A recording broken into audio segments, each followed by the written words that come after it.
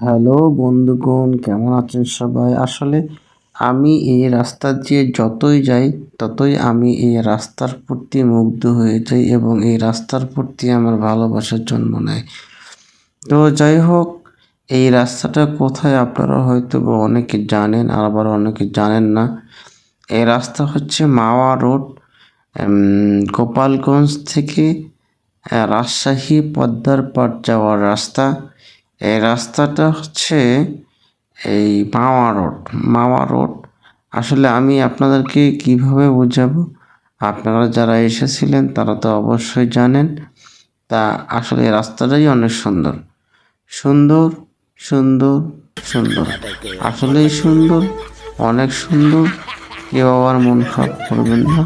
সুন্দর, সুন্দর, সুন্দর, অনেক সুন্দর, আসলে সুন্দর, দেখতে সুন্দর, খাইতে সুন্দর।